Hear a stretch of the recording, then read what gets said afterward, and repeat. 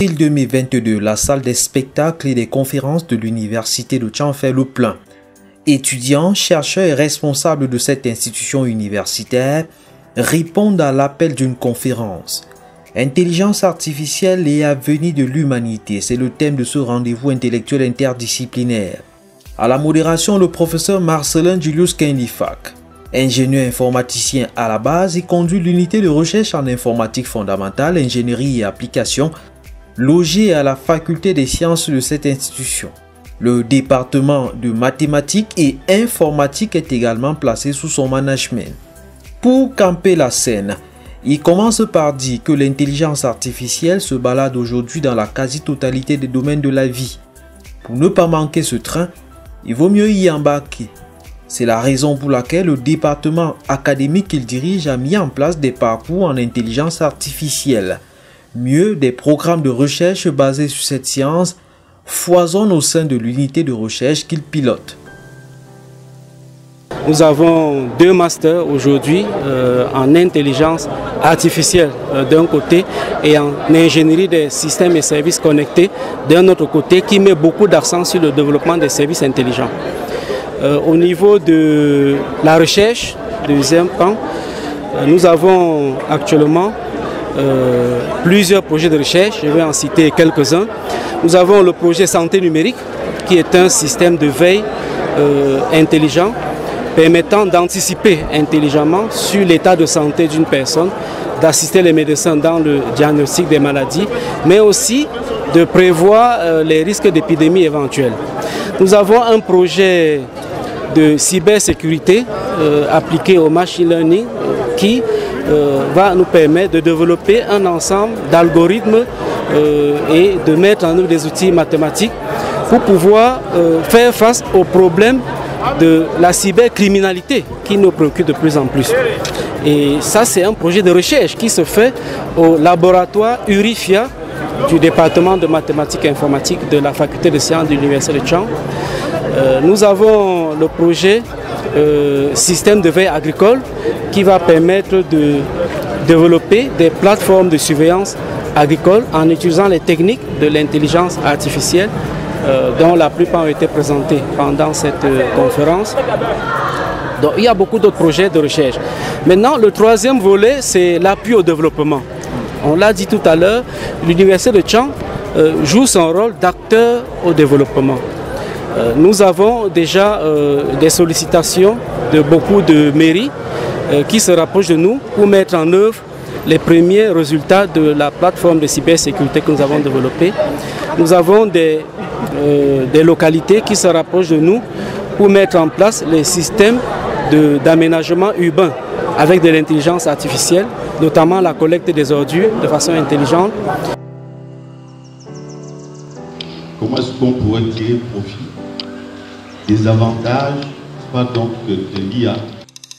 Premier panéliste à prendre la parole, le professeur Thomas Ndjotiou. Ce spécialiste en développement logiciel affilié à l'École nationale supérieure polytechnique de l'Université de Yaoundé 1 définit l'intelligence artificielle. Ce n'est que du code, martèle-t-il. En fait, il s'agit de façon simple d'utiliser les techniques pour entraîner les machines pour qu'elles agissent comme des êtres dotés d'un cerveau humain. Certes, des dérives sont possibles, mais les possibilités offertes par ce nouveau champ sont multiples. On peut faire de l'assistance, n'est-ce pas, donc aux personnes handicapées, on peut faire l'assistance à l'agriculture, ce qu'on va parler de l'agriculture intelligente. On peut faire de l'assistance, n'est-ce pas, à l'élevage, pour la surveillance, n'est-ce pas, donc de la faune ou de l'élevage. Comme ça, on va parler de la faune intelligente. On peut suivre les voitures, on peut suivre, n'est-ce pas, donc des personnes malades à la maison. Donc, les potentialités avec l'intelligence artificielle sont vraiment énormes. On peut l'augmenter aujourd'hui.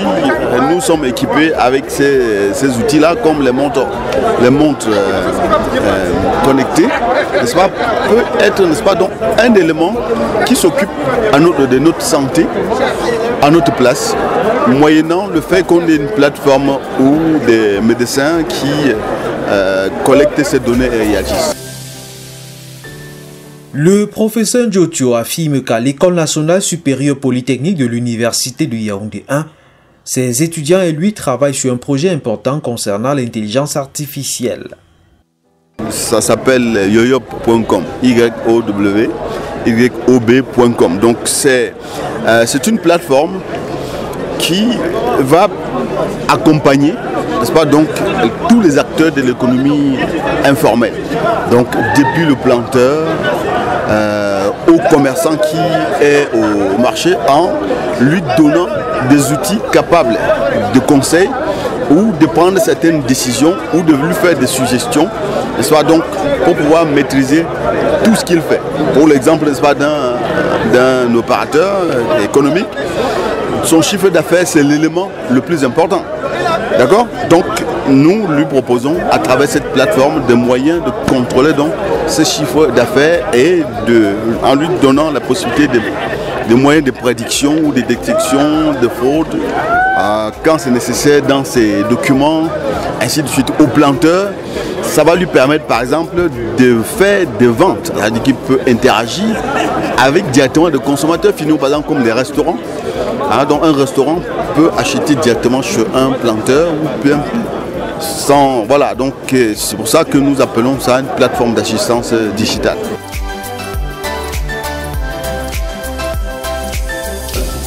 Et l'idée du groupe de travail, c'est déjà penser une stratégie au niveau continental. Le docteur Jean-Louis Fendji, enseignant-chercheur à l'école de génie chimique et des industries minérales de l'université de Gaoundéré, prend également part à ce banquet intellectuel. Entre autres aspects évoqués par cet ancien de l'université de Bremen en Allemagne, il cite quelques-uns des projets d'intelligence artificielle sur lesquels il travaille ou a travaillé. Sur le terrain, nous travaillons particulièrement en agriculture.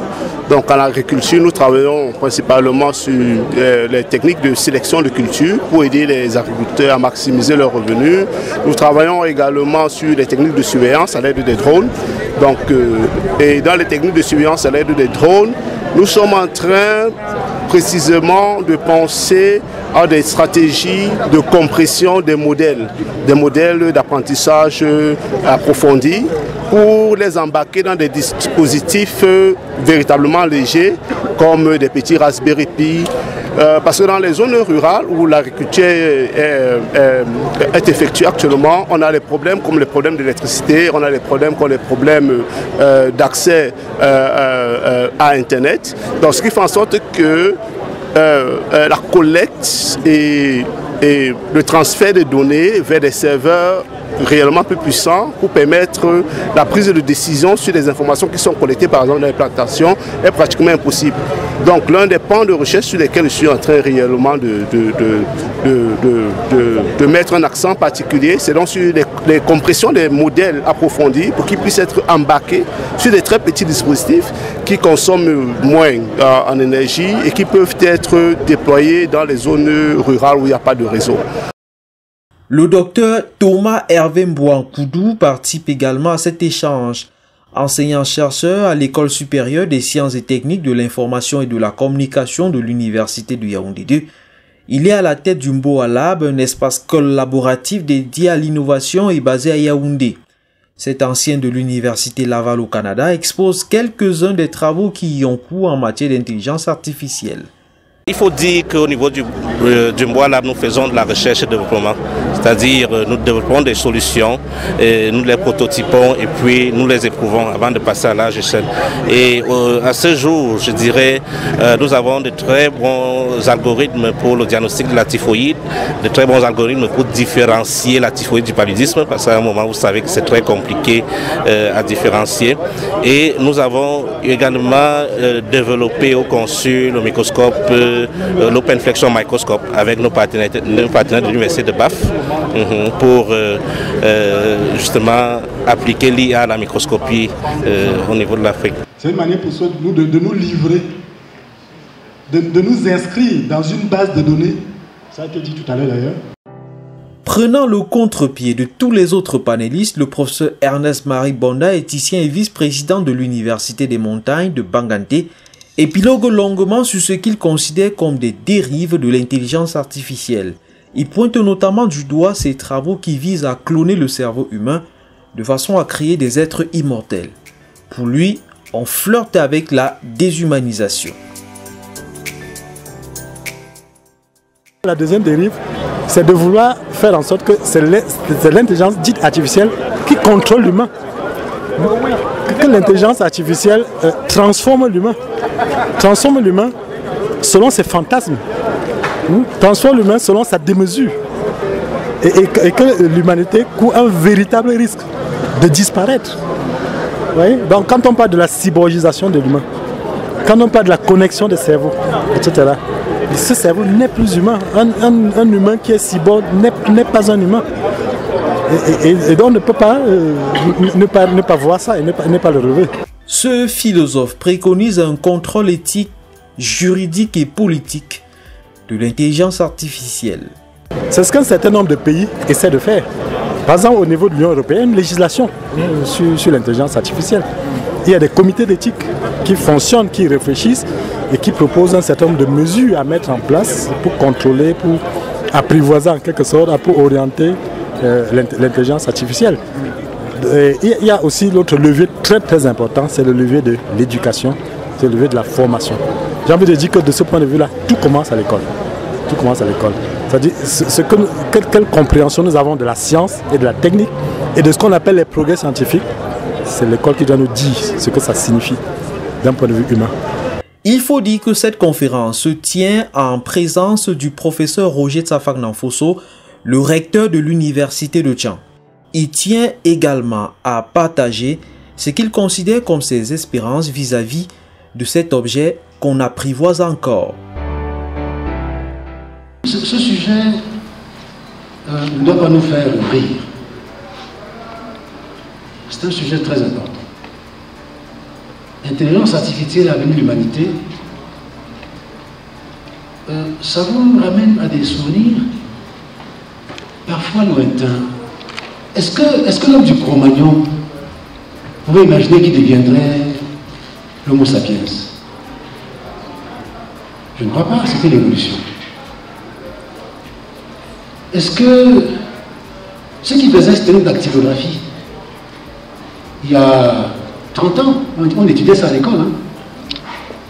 Est-ce qu'il pouvait imaginer qu'un truc qui s'appelle l'ordinateur arrivera? Non. Il tapait. Ils étaient très heureux de savoir taper. Et on mesurait la vitesse.